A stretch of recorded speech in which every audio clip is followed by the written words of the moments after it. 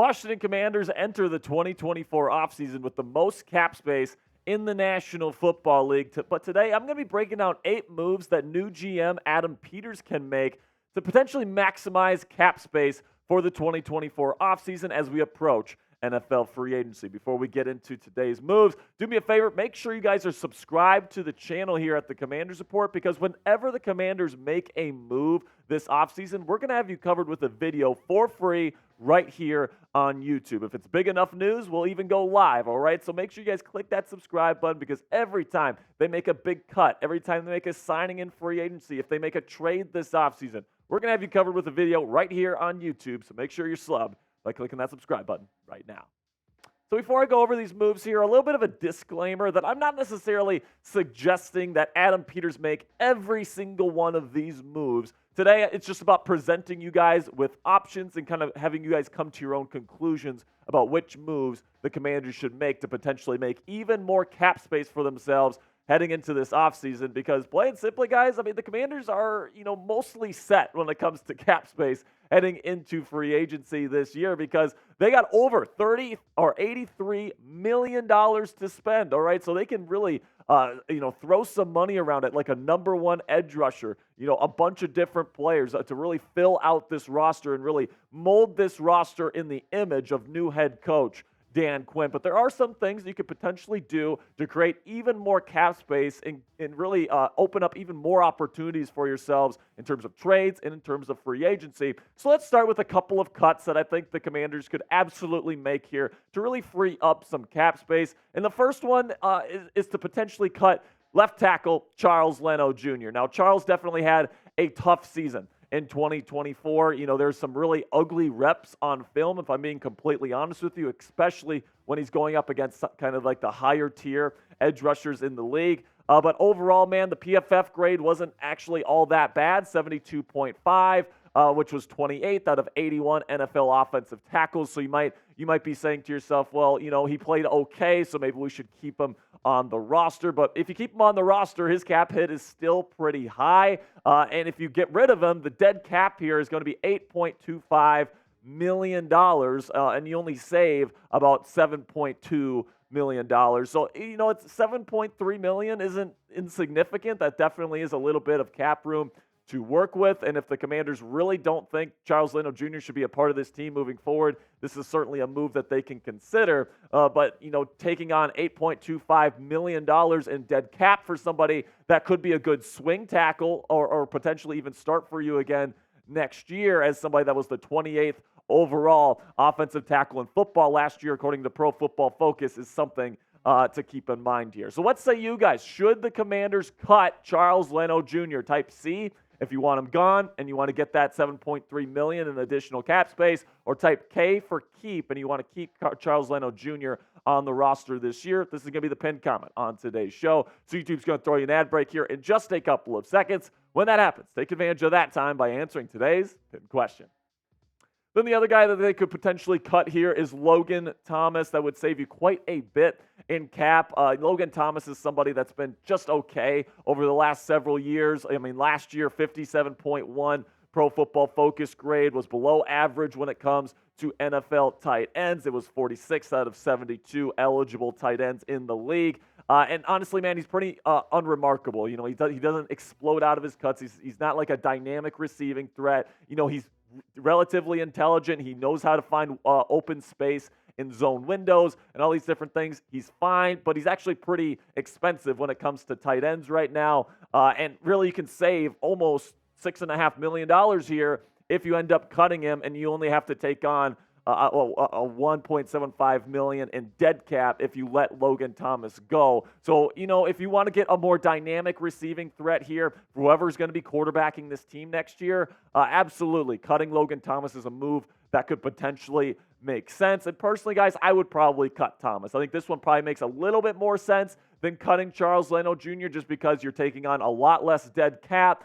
You can probably get a nice replacement for Logan Thomas, somebody that's more of a receiving threat than him moving forward. But, if they want to keep Thomas as well, somebody who's still a solid tight end in this league, and then maybe they want to draft somebody to kind of be like that second tight end, I wouldn't mind that either. But personally, guys, I think that adding a real dynamic receiving threat is something that Dan Quinn could absolutely do this offseason to make this team better. So now let's talk about some potential restructures here, because there's 3 players that have multiple years left on their deals that if the Commanders feel like they need to kind of shift things around and create more cap space for themselves so that they can maximize everything that they can do in free agency this offseason, then Terry McLaurin, Jonathan Allen have 2 years left on their deal. Now, it's harder to restructure guys with 2 years left on their deal because pretty much you're front loading that contract into 2025, and I'm not sure if the Commanders want to do that, but Daron Payne, who just signed his new extension last year, has 3 years left on his deal, so there's definitely some more room to move around there if you're looking to restructure. I'd say the most likely player to get restructured this offseason is probably Daron Payne, but I could certainly see them shifting some things as well. But honestly, guys, I'm not even sure if any restructures are needed for the Commanders because they're just starting a new rebuild with a new regime, and it doesn't really make sense to front-load contracts at this point in the process, especially when you have so much cap space, in my opinion. Front-loading contracts by restructuring guys really only makes sense if you're really trying to compete right now. And, that's just not something that the Commanders are really in a mode of. They're in rebuild mode. They're not in win now mode. So I'm not sure if front-loading contracts via restructures is something that Adam Peters, the GM, is really going to be prioritizing this offseason. Now, coming up, I got 3 players that GM Adam Peters could absolutely extend this offseason. I got 3 young players that I would love to see locked up for the foreseeable future. But before I reveal those 3 names, go ahead and check out our friends at Fanatics. And guys, it is the backwards hat era now with the Washington Commanders hiring Dan Quinn. Of course, he's going to be rocking that backwards hat, hopefully on the sidelines. I'm hoping that's the look that he rocks because I love that look. And you can go to chatsports.com/DQ to get this awesome Commanders ball cap that you can wear backwards and get that Dan Quinn look at your home when you watch the games every single week coming up here in 2024. So if you want to rock that Dan Quinn look, go ahead right now, go to chatsports.com/DQ to get this awesome Commanders ball cap on sale from our friends at Fanatics today. So now let's go over the extension candidates here. 3 guys that I would like to see locked up for the right price, of course. I don't want to overpay for any of these players, but if you can come to a solid agreement on any of these 3 players, I would absolutely love to see them locked up for the foreseeable future. Let's start with Sam Cosmi, the offensive guard, who absolutely had a really good season for the Washington Commanders last year. He was by far running away the best offensive lineman on this football team last year. All right, it wasn't even close. He was the 4th highest graded guard according to Pro Football Focus in 2023 with a grade of 80.6. He really took to that assignment where he used to be a tackle. He came into the league as a tackle, didn't really play all that well. Then they kicked him inside the guard last year, and he found his home there as the starting right guard of the Washington Commanders. He played absolutely fantastic. He's in the last year of his deal now. I would love to see them get a deal done and kind of lock this guy up for the foreseeable future because he's definitely the rock along that offensive line right now. Then we get to somebody that one of my personal favorite players on this roster, and it's Derek Forrest, the free safety. Now, of course, Derek was hurt last year for a large portion of the season, and that might concern you a little bit. But when you watch the Commanders film and Double Deuce is on the field, this guy just makes plays. He is flying all around. He plays with great instincts, and he just had a really, really good season back in 2022, and then he had a good start to 2023 before he got injured. So I really like Derek Forrest. I don't think you have to pay too much to keep him in Washington for the long term here, and you can't have enough good playmakers on your defense, and Derek Forrest certainly is that. And because he's not really like a marquee name or anything like that, I do think you can get him for a pretty decent price, and I definitely think he'd be a value for this team moving forward. Then we go with Jamin Davis here, who is also in the last year of his rookie contract coming up. And listen, man, we all know that inside linebacker is a big need for the Washington Commanders,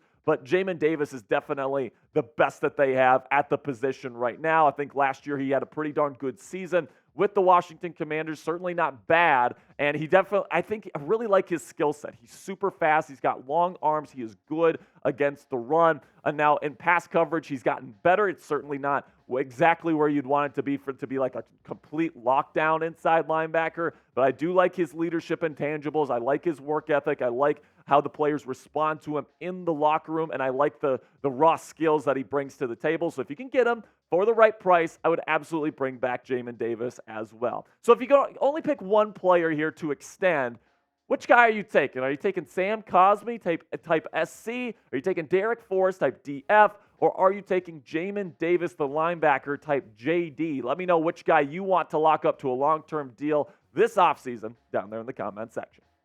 Now, before I go, we do have some more coaching news here as head coach Dan Quinn continues to fill out his coaching staff here with some pretty high-profile names. And the latest name added to the list today was former Chargers head coach and 49ers assistant head coach and running backs coach Anthony Lynn. And this is one of the better run game coordinators in the National Football League. He's one of the best running backs coaches in the National Football League. And they're hiring him today to be the run game coordinator for Cliff Kingsbury's offense here. And I definitely love this fit, okay? He's one of the best run game coordinators in the National Football League. You pair that with Cliff Kingsbury, who's known more as like a passing specialist, who's had a little bit of trouble getting the run game going in his career as an offensive play caller. I think this is a really good fit. And then also, like, when it comes to building NFL staffs, you can never have enough former head coaches and great leaders in your locker room. Anthony Lynn certainly fits that bill. He's somebody that players really respect, and he's definitely somebody that brings a nice amount of experience for Cliff Kingsbury and even Dan Quinn to bounce off of here in Washington. All right, that'll be it for today's show, guys. Thank you so much for all of your support. Make sure you guys click that subscribe button right now for extensive coverage on the Washington Commanders all throughout the 2024 offseason.